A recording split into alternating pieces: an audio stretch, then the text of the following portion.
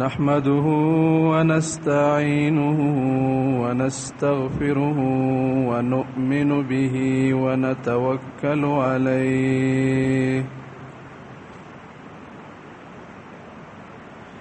ونعوذ بالله من شرور أنفسنا ومن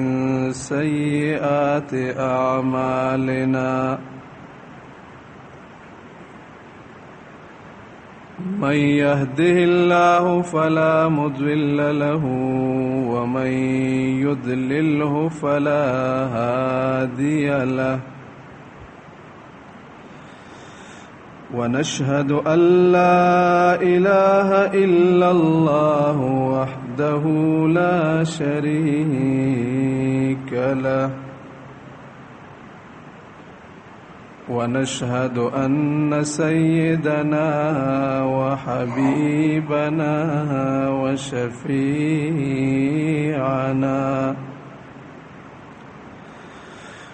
وسندنا ومولانا محمدا عبده ورسوله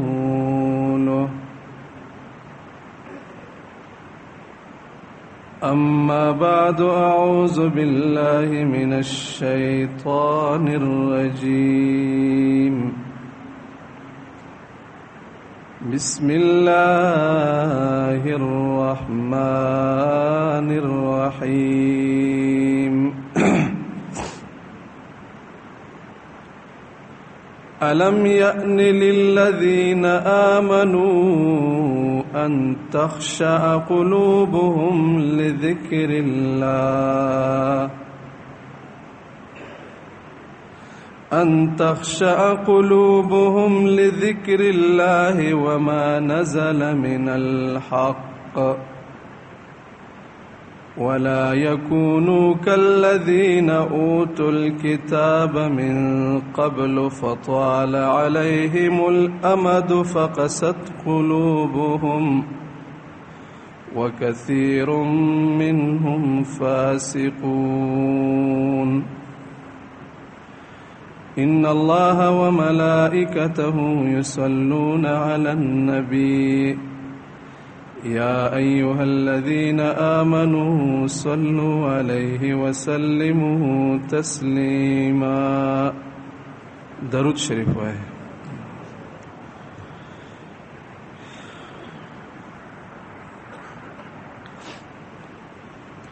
محترم و عزیزانو، مومن بندہ خپل رب الله جل جلاله سره ډیر زیات او شدید محبت کوونکی ده. که د مؤمن بنده او د هغه رب په منځ کې د محبت کولو منځ کې څه حایل او رکاوټ واقع نشي، نو بیا مسلمان سره د الله رب العالمین په حکم باندې خپل ځان قربانول، خپل آرام او راحت، مال او دولت، کله او کور، هر څه قربانول هغه د پاره انتهایی آسان وي، بلکې د الله رب العالمین حکم په تعمیل کې د څه قسمه قربانۍ کولو په وخت کې هغه یو لذت او خوند محسوسوي. حضرت ابراهیم علیه السلام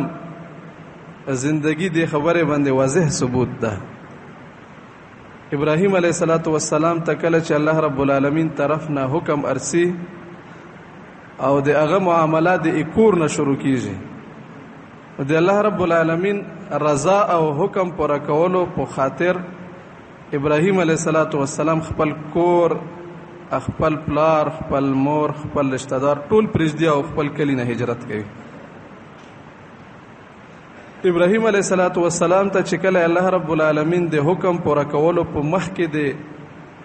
خپل کور او د خپل وړه بچی په بیاب و غیا وچه صحرا کې د پرېږدلو حکم کیږي، ابراهیم علیه السلام هغه حکم هم الله رب العالمین د رضا په خاطر تر سره کوي. د وخت جابر بادشاہ سره د ابراهیم علیه السلام د الله رب العالمین دین په وجه باندې دشمنۍ د وجې نه خبره دې حد ته لاړه چې ابراهیم علیه السلام به اور ته اچولی شي.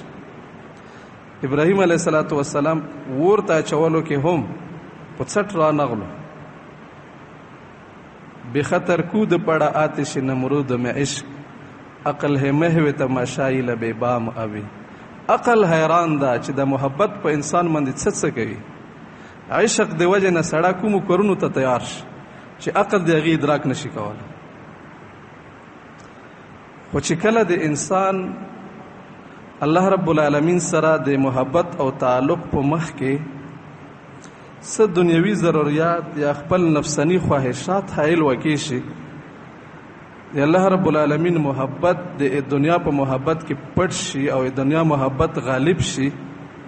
د نفس خواهشات زورور شي، نو بیا د انسان کله د الله رب العالمین حکم پوره کولو کې 2 روپۍ هم د اغره نه زیات بوج ګڼي. د الله رب العالمین فرض حکم ادا کولو ته مغوړه نه کیږي. الله رب العالمین ته بندګۍ کولو ته تیار نه وي. واستعینوا بالصبر والصلاة وانها لکبیره. المنځ بیا هغه باندې دومره درون شي چې دنیا هر کار کولی شي، خو المنځ ته یې ملیا بیا ماتوي. خو چې څو پورې یو مومن سړی د هغه ایمان موجود وي، ایمان محفوظ وي، که څومره د الله رب العالمین نه فرمانی وکړي، د الله رب العالمین نه وتلی وکړي، د مومن بنده په غاړه کې چې د ایمان څنګه وي، نو آخر کې د ایمان سړی ځان طرف ترکشوای پرېږدي نه. د الله رب العالمین طرف نه یو خصوصي فضل وي، الله رب العالمین طرف نه یو خصوصي کرم وي چې ګناه د وجې نه بیا الله رب العالمین مؤمن بنده بالکلیه محروموي نه، بالکلیه یې غورځوي نه، ضایع کوي نه. نبی کریم صلی الله علیه وسلم ارشاد مبارک ده: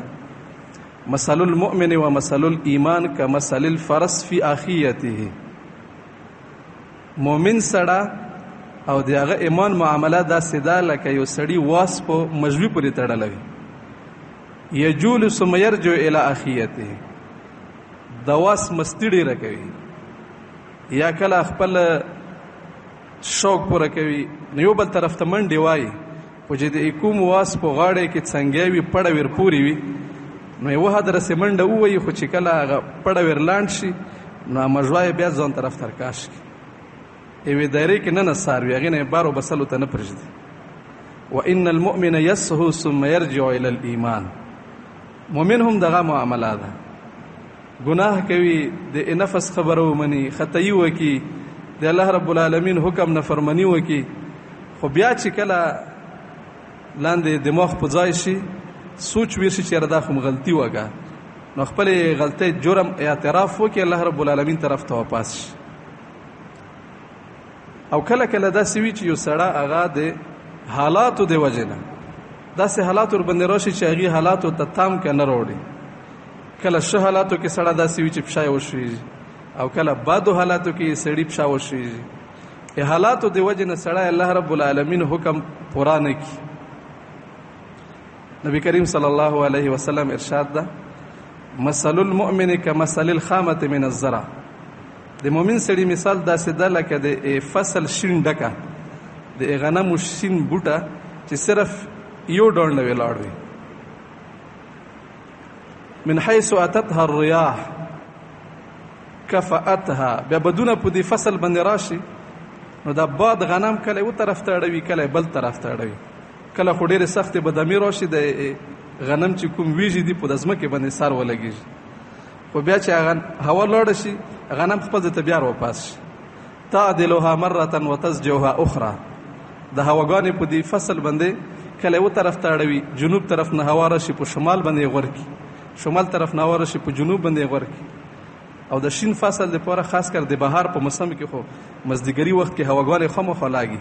هر ریس سنه څه هوا لاګي، نو د هواګانې ارسي کله یو طرف ته اړوي، کله بل طرف ته اړوي. دا معامله مؤمن بنده سره شروع وي. خو دغې ډکې چې لاندې ځمکې کې جرړې شاخې وي، نو د غنم یو بل طرف ته وشتلو او وشتلو نه بعد بیا एकदम متیږي نه،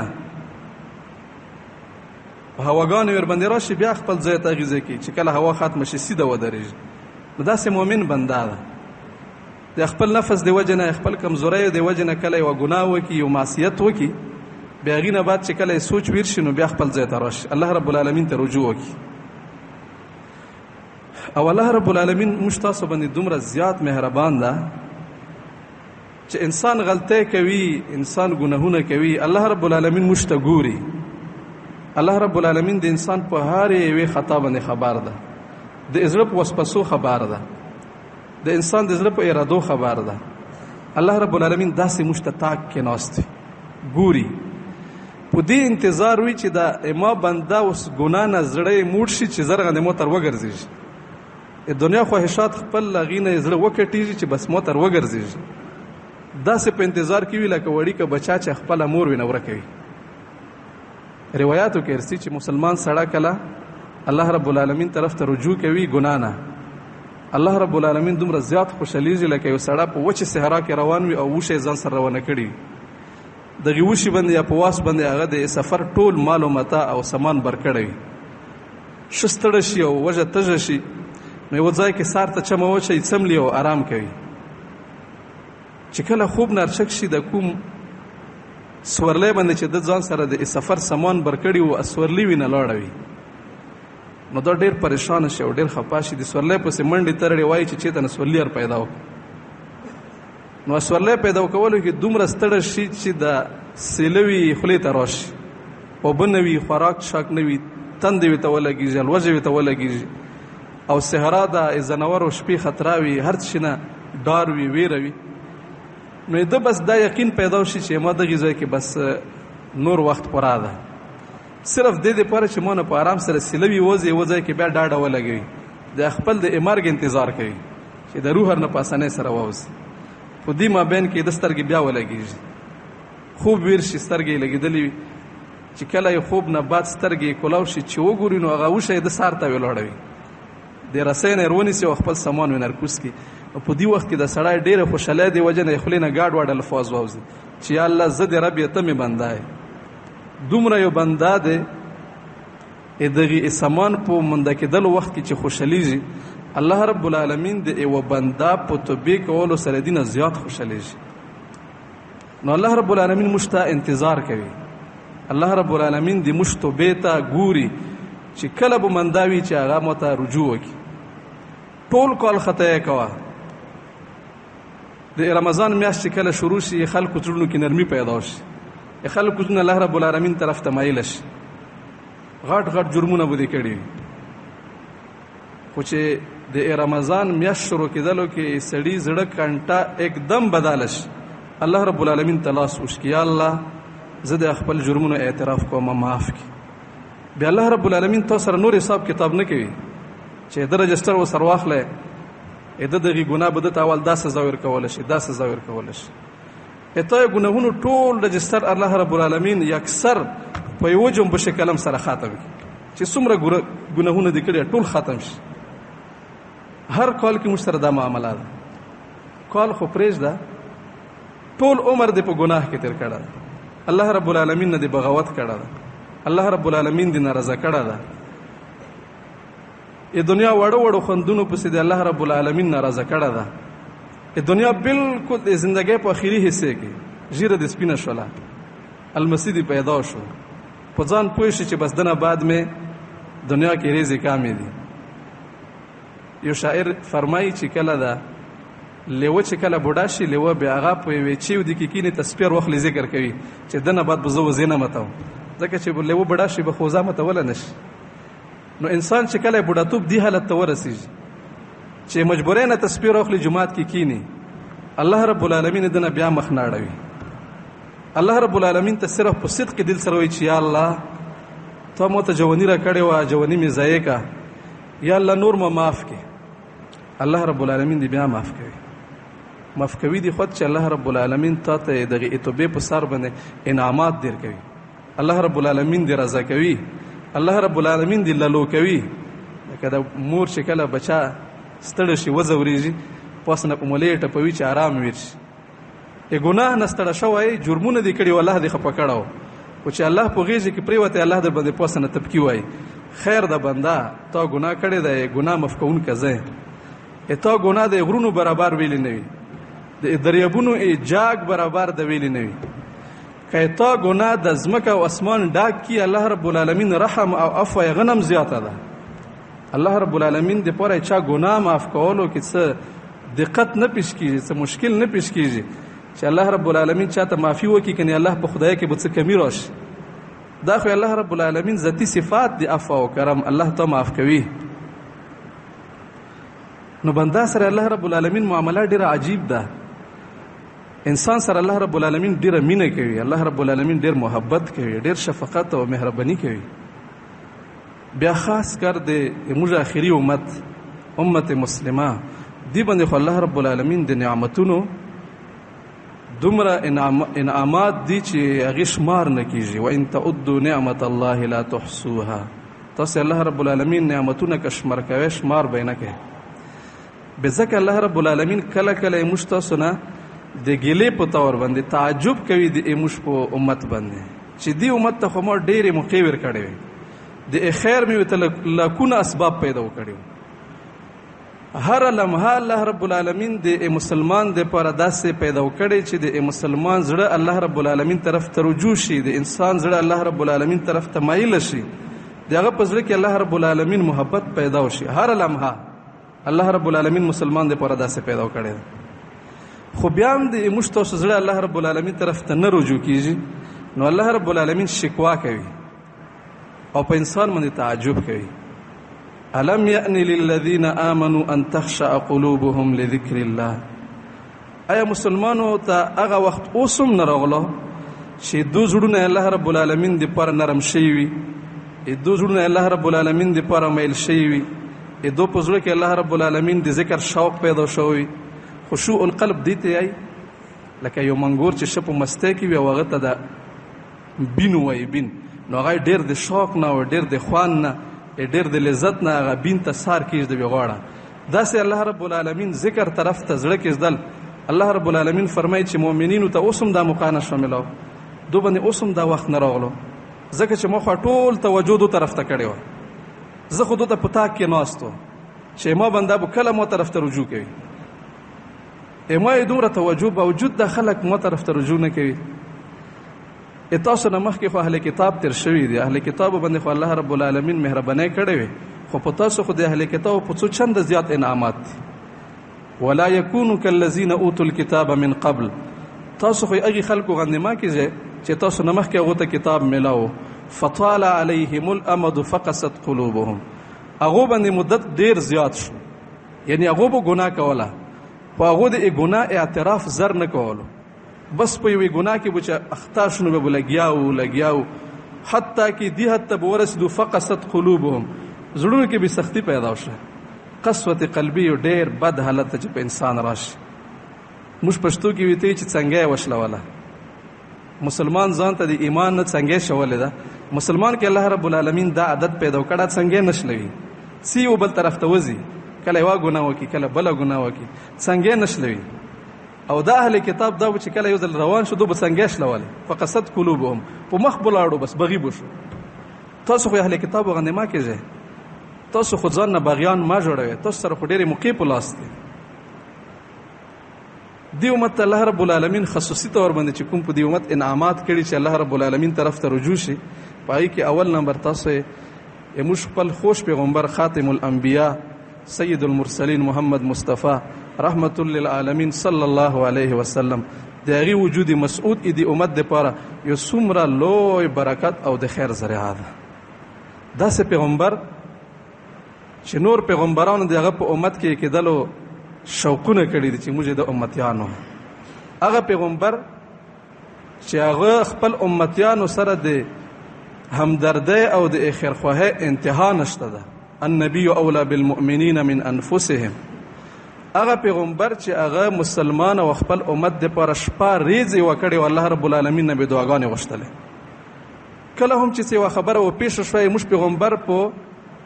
اولین ترجیحات کې خپل امت چې الله دې ما امت معاف کړي عبد الله ابن عمرو ابن العاص رضی الله تعالی عنہ فرمایي چې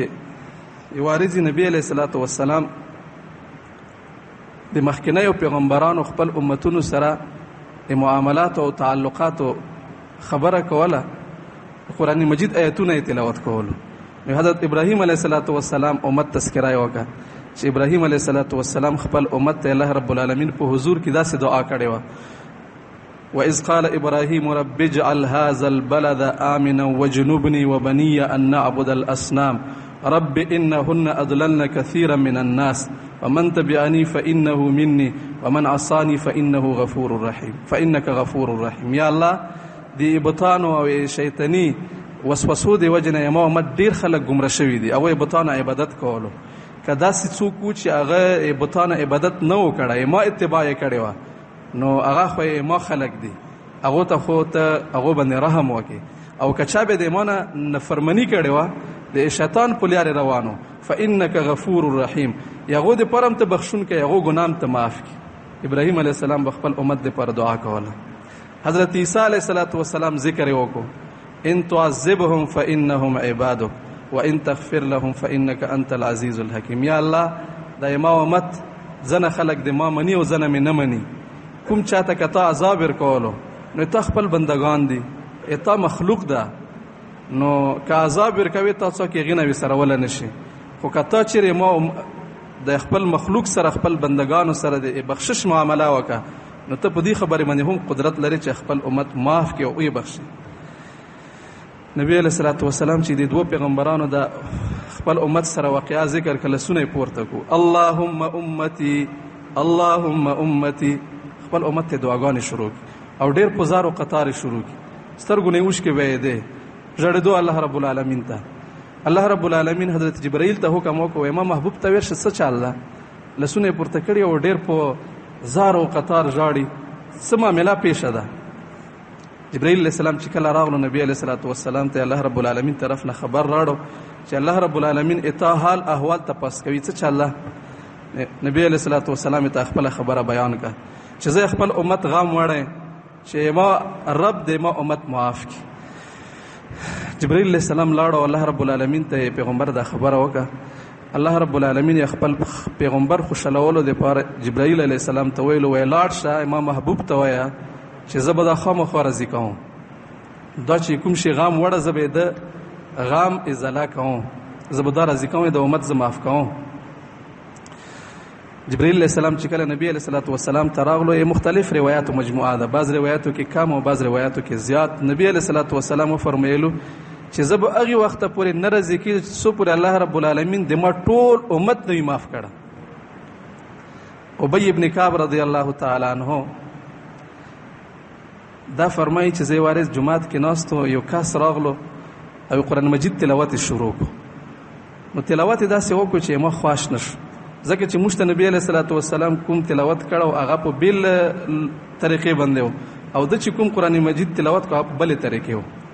هغې نه بعد یو بل سړی راغلو هغه هم قرآن مجید تلاوت کوي، هغه طریقه به هغه نه هم بدله وه. نو موږ درو کسانو خپله کې سره صلاح وکړه چې نبی علیه الصلاۃ والسلام ته ویل شو چې موږ کې چا قرآن مجید صحیح ده. چې نبی علیه الصلاۃ والسلام په خدمت کې موږ حاضر شو نو نبی علیه الصلاۃ والسلام یو کس ته ویل ته تلاوت وکړه. نو هغه چې تلاوت وکړو نبی علیه السلام دغه تحسین وکړو، وای ډېر بهترین تلاوت دی وکړو. نو ابی ابن کعب رضی الله تعالی عنہ فرمایي چې ما په زړه کې لاندې کټکا پیدا شو چې موږ ته نبی علیه السلام داسې نه وشاله او به نبی علیه السلام د تلاوت هم تحسین وکړو. دویم کس نبی علیه السلام تلاوت ووردل هغه هم تحسین وکړو. ما چهره باندې نبی علیه الصلاۃ والسلام اثرات محسوس کو چې ابی ابن کعب په زړه کې څه کټکا پیدا شو او داسې سینې باندې ما ته گزار راکو او بیا ما ته ویلو چې ابی ما ته جبرائیل علیه الصلاۃ والسلام راغلو چې الله رب العالمین فرمایي چې ته قرآن مجید په دغه یوې طریقې تلاوت کوه. د قریش او قبیلې وي، د هرې قبیلې خپل یو د ژغېدلو طریقه وه، لغت به ته ویلی شي. نو ما الله رب العالمین نه سوال وکړو چې یا الله په د یوې طریقې باندې د ما قوم خلکو دپاره قرآن مجید تلاوت کول ګرانیږي. نو الله رب العالمین بیا جبرائیل علیه السلام ورواستولو چې په دوو طریقو تلاوت کوه. ما بیا سوال وکړو چې الله په دوو طریقو باندې ما قوم دپاره خبره ګرانیږي. نو الله رب العالمین ما ته اجازت وکړو، وایي ته قرآن مجید په اوو طریقو تلاوت کوه. اته د قریشو خاندان او قبیلې دي، د هرې قبیلې ولا د په خپل لغت کې تلاوت کوي، تاسو دپاره اجازت. د نبی علیه الصلاة والسلام خپل امت سره د مهربانۍ الله رب العالمین ته خواند ورکړو او نبی علیه الصلاة والسلام ته ویلو چې تا ماته 3 ځلې دا خبره راواپس کا د خپل امت دپاره دغه درو واپس کولو په عوض کې مې تا ته 3 دعاګانې در وسپارلې. پیغمبر خو الله رب العالمین هر دعا قبلوي، خدا به طور خاص انعام په طور باندې او یا علی الیقین چې پیغمبر په خپل کې خپل هغه کې یوې خبره تعین وکړي چې بس دا خبره په دې طریقې وشي، دا به خصوصي دعا وي. الله رب العالمین هر پیغمبر ته یو دعا ورکړې ده، په هغه کې هم الله رب العالمین چې پیغمبرانو ته کومې دعاګانې ورکړې دي، هر پیغمبر په دې دنیا کې هغه دعا استعمال کړې ده. او د مشتاق پیغمبر و ان اختبأت لامتی یوم القیامه، ما ته الله رب العالمین چې دنیا کې کومې دعا اختیار راکړو چې څه غواړي هغه وغواړه، هغه مې ځان د پر نه ده کړې، هغه مې امت ته آخرت د پر ذخیره کړې. نو کله چې الله رب العالمین دغه 3 دعاګانې نبی علیه الصلاة والسلام ته وروسپارلې چې ته 3 دعاګانې وغواړې چې څه دې خوښ وي چې هغه دې ورکړه. موږ تاسو خوش پیغمبر دعاګانې ګوره چې په هغه باندې د خپل امت غم څومره سپورو. 2 دعاګانې په دې دنیا کې وکړي او 2 دعاګانې اللهم اغفر لامتی اللهم اغفر لامتی، 2 دعاګانې خدا وکړي الله مو امت بخشش وکړي، بس چې ما امت په تکلیف کې نه وي آخرت کې، د ما امت ته سزا ملاو نشي، د ما امت وجه رمان نه وي، د ما امت د چا په مخ کې ذلیل او رسوا نه وي. 2 دعاګانې دا وکړي او بیا و فرمایلو چې دریمه دعا مې امت د پاره آخرت رزق ته پرېږدلې ده چې کومې رزق کې بو لوی لوی پیغمبران ما د سفرشونه کوي. حضرت ابراهیم علیه السلام ما د سفرش کوي، الله رب العالمین نه دعا کولو د پاره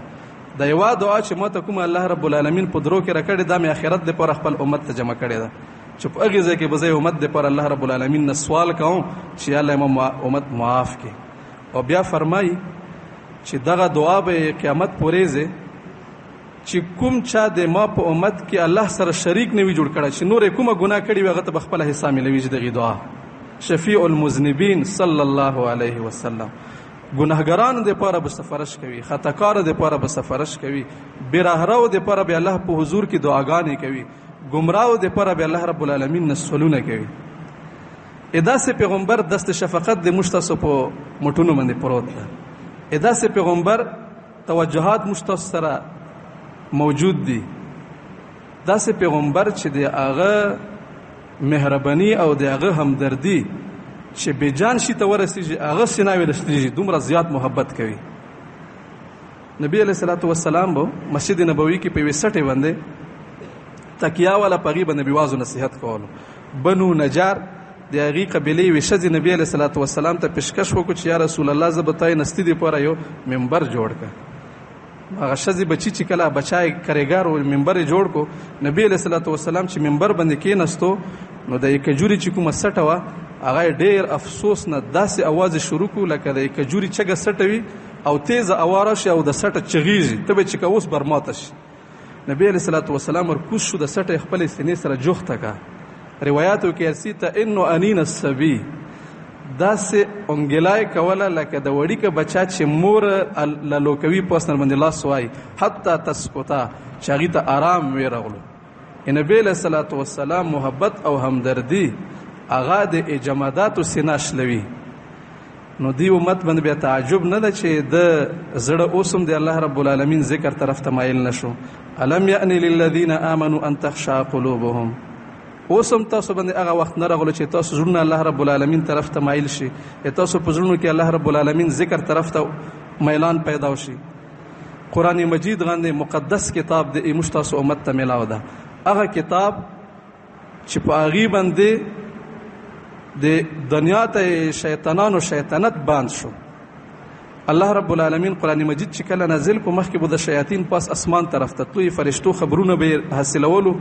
درویغ رشتیا به سره ګانډه کو خلکو کې به پیلو کولو. چې کله قرآن مجید نازل شو شیاطینو دغه مداخلت ختم شو، خپل کې کینست ټول ارجام چې څه چل شو ده نه کوم خلکو دغه چې کوم مشران شیطانانو هغه ته ویلو تاسو لاړ شئ دنیا کې وګرځئ څه غاټه واقعیا شوه ده. نو مختلف جمعتونه واستولو، یو جمعت د جنات او شیطان اتهامات طرف ته لاړو چې موږ هغه ځکه وګورو چې څه چل شوی ده. نبی علیه الصلاة والسلام سبعي په لمانځه کې ولاړو، خلکو ته امامت کولو،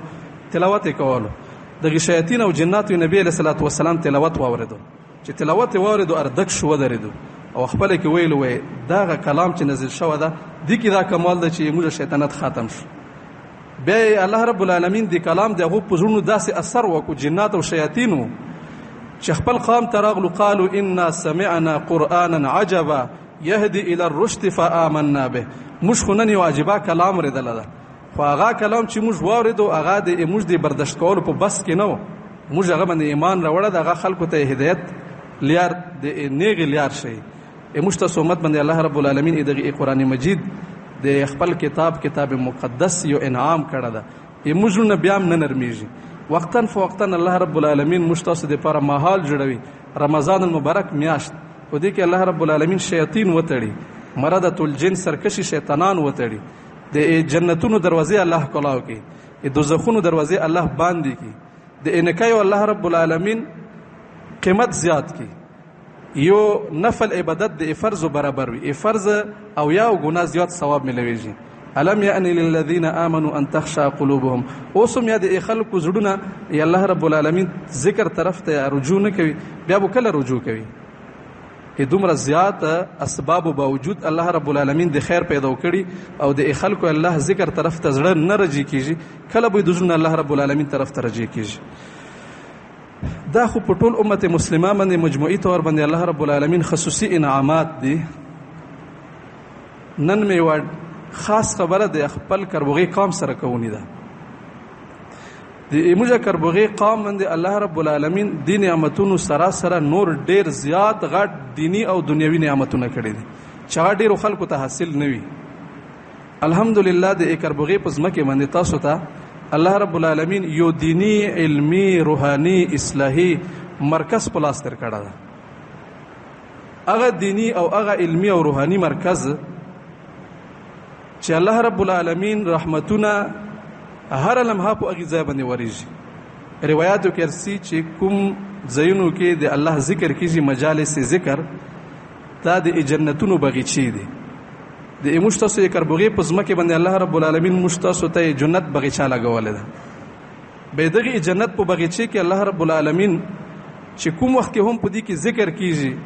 خلکو ته دین تعلیم ورکول شي، یا الله رب العالمین طرف نه فرشتو کثیر مقدار کې نزول کیږي. بلکې یو جماعت الله رب العالمین طرف نه داسې مقرر ده چې هغه د مجالس لټوي، دینی اصلاحي د ذکر محافل تعلیم حلقې لټوي چې چېته کې پیدا وکړي، فرشتو ته به आवाज وکړي چې راشه موږ مجلس موندا کو. به دومره ګڼ شمیر کې فرشتي کوزي شي چې څومره حلقاوي هغه حلقې غیر چپیر فرشتي کینی او یو فرشته بلې باندې بل او بلې باندې اسمانه پورې د فرشتي په دوه باندې هتا وکړي چې د شیطان د شرورو نه محفوظ وي. کوم خلک چې د مجلسو کې شرکت کوي د الله رب العالمین په نسبت باندې هغه خلک دومره اهم دي. وان لطالب العلم تزع الملائکه اجنحتها رزا لطالب العلم.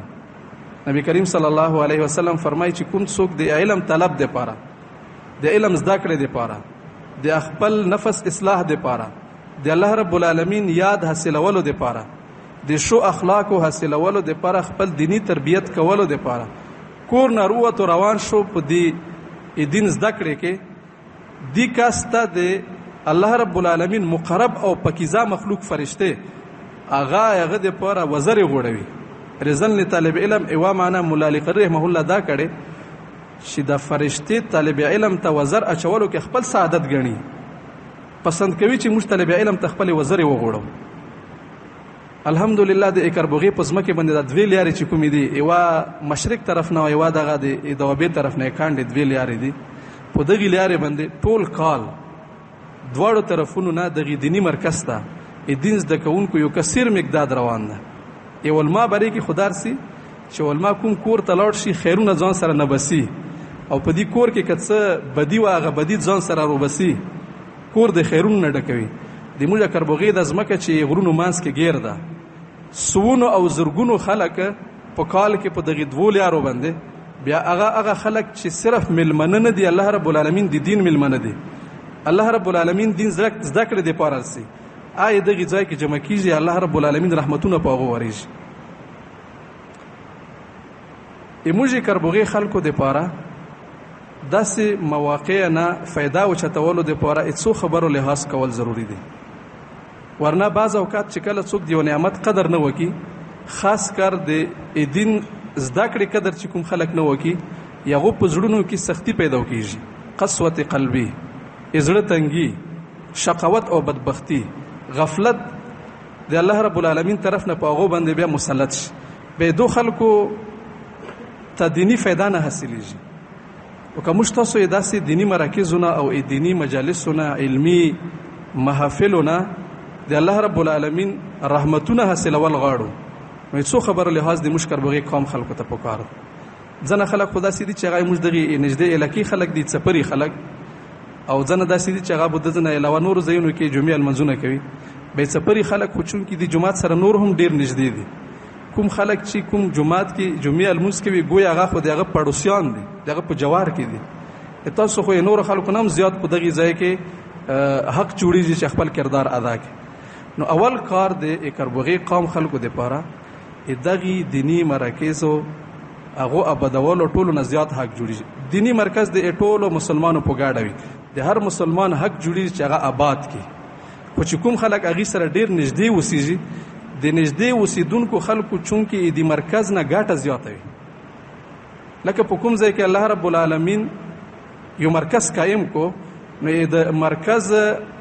خوشگوار ماحول ټولو نه زیات اول نږدې خلکو ته رسیږي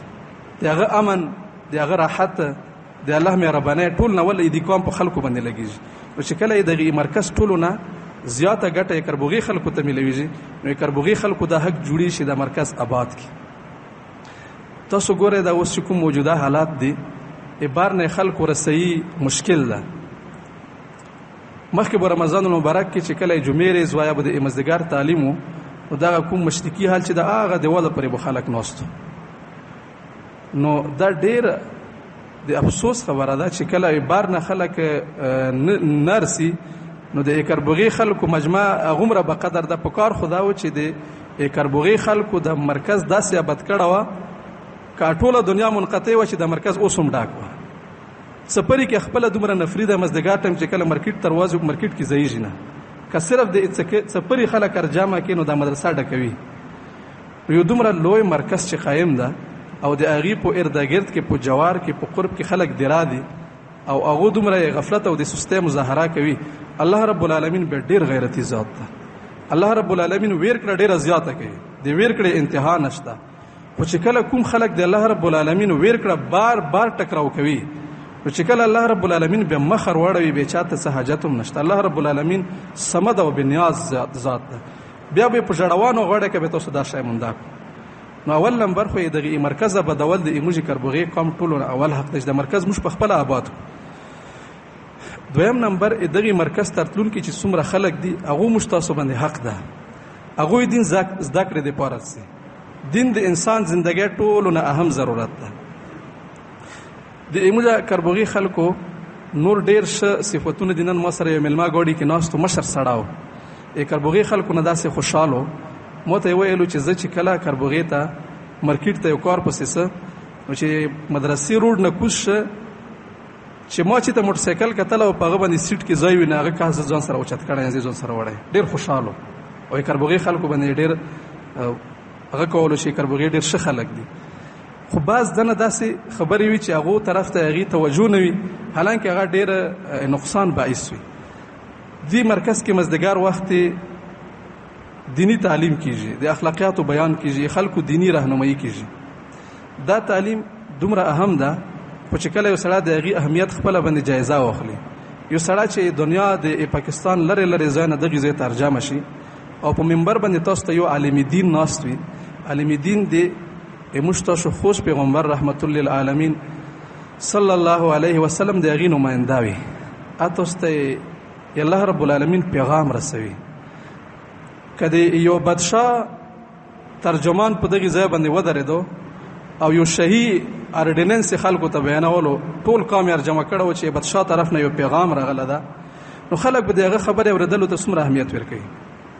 د الله رب العالمین حکم او د الله رب العالمین پیغام خلکو ته رسوي او لری لری ځای نه خلک رغلی وي هغه دا پیغام واوري. بیا به مازدیګر وخت کې د روډ کې موټر سایکل ولا څټ ته غته سامان چولې وي د کومه هوا چې ور باندې وځي سلنګ سر ته، نو هغه دومره आवाज کوي چې په دغه ځای کې چې کوم کس خبره کوي هغه په خبرې نه پیږي، د کوم خلک چې نوستي هغه په خبرې نه پیږي. او د دومره لری نه خلک چې رغلی دی او هغه ته د ایوي مسته دی وجه نه دی خبرې نه محروم شو، دې ټول ابل به تاسو ساروي، دې ټول نقصان به تاسو رسیږي. نو یو گزارش دی موږ کلی خلکو نه دادا چې د مدرسې ارتګر چې کوم محل ده د موږ تاسو حق ده چې هغه موږ تاسو زده کړې د پاره خوشگوار جوړ کو. نور خلک موږ منی کو چې هغه په دغه ځای کې شور نه کوي، یا شپې وخت کله خپل کې ملګری غب شپ ترجمه شي، یا چا څه شدي او خوشالي خپل مز کې شور شغب کوي چې دغه ځای کې خلکو تعلیم او تعلم یا ذکر او اسکار باندې فرق پریوزي. میوه مهرباني د موږ قوم خلک کدا وکي مزدګار وخت کې به تور خاص چې خلک د وبې نرسي یا بل پلسي د خپل ګاډي یا خپل موټر سایکل شایسته طریقې سره بول. ته چې موټر سایکل د عمره بدرانګي طریقې سره بوزي نو چې څوک ګوري سټ نه یا خو در پسې زیاده کوي یا در پسې شرا کوي، نو یې خلکو یې زیاده او د شروع چې ځان مستحق جوړوي نو په آرام طریقې سره سړا لاړ شي. او دریمه خبره ده، اهمه خبره ده چې دا چونکی یو دینی مرکز ده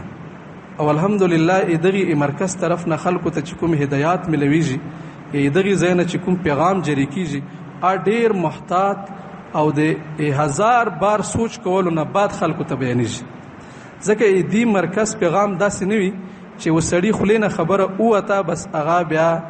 اوته نه یغي مخکې څه پښتنه شته او نه دی یغي نه ورسته به څوک دی پرسانه حال نشته، داسې نه ده. دې مرکز الحمدلله ټول تعلیمی او عملی امور او علمی او عملی چې څومره سرګرمې دي هغه بقاعده تور باندې دینی اصول مطابق د الله رب العالمین قرآن او د نبی علیہ الصلوۃ والسلام د ارشادات مطابق د علماو په نگرانی کې خلکو ته بیانېږي. ځکه چې دا مرکز ټول دنیا سره تعلق او واسطه لري،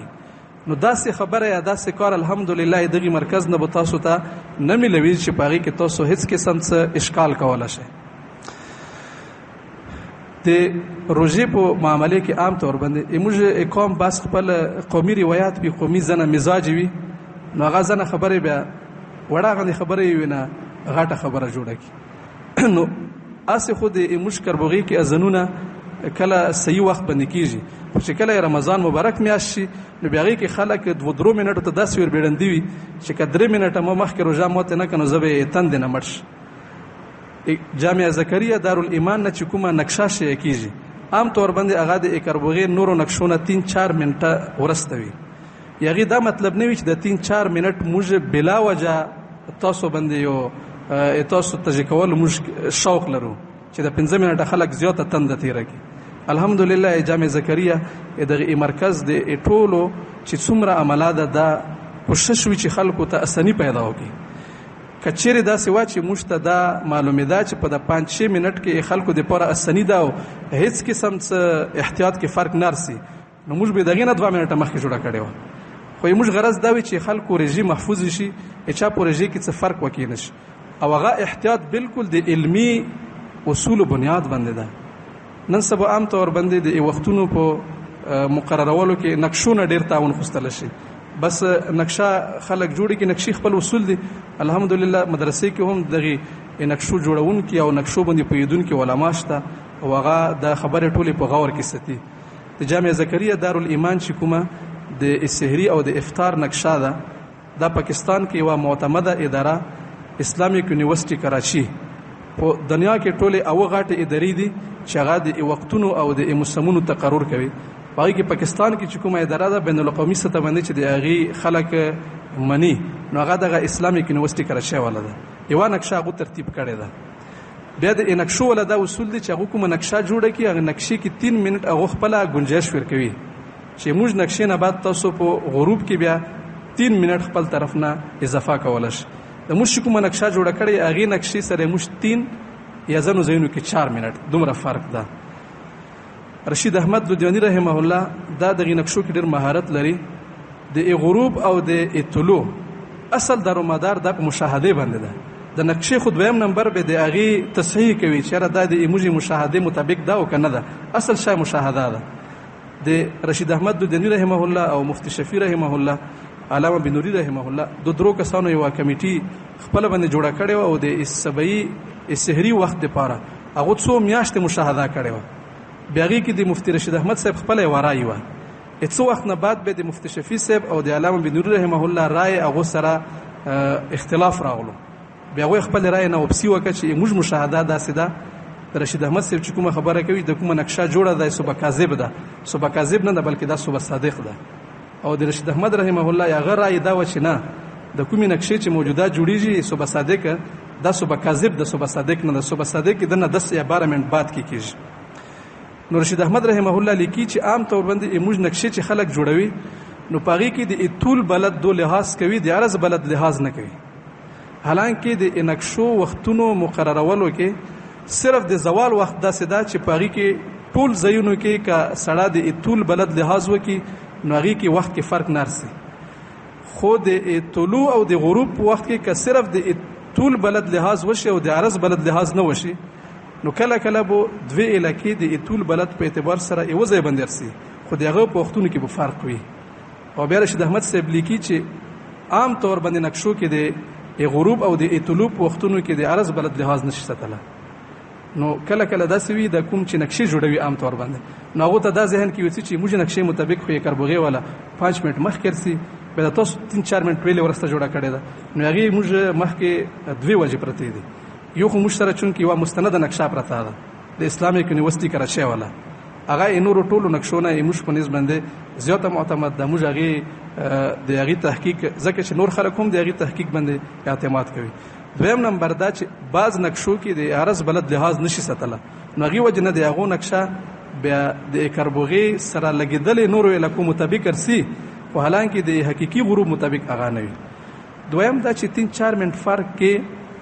که احتیاط وکړل شي نو احتیاط تقاضام دغه چې کله په یوې خبره کې دوی رائے وي نو په دوه رائے کې د امام ابو حنیفه رحمه الله عبادتو کې فقهای کرام د هغه رائے ته ترجیح صرف په دې بنیاد ورکوي چې په عبادتو کې امام ابو حنیفه رحمه الله بنیادی اصول په احوت باندې عمل کول چې ته کې دوه رائے کې تغیر سي نو امام صاحب هغه طرف ته ترجیح ورکوي چې هغه احتیاط ډیر وي. نو په دغه کې هم کله دوی نقشې شته دي نو ډیره د عافیت او ډیره د سلامتی لپاره ده چې په کومي کې احتیاط وي سړي روزه خراب نشي. واخر دعوانا الحمد لله رب العالمين.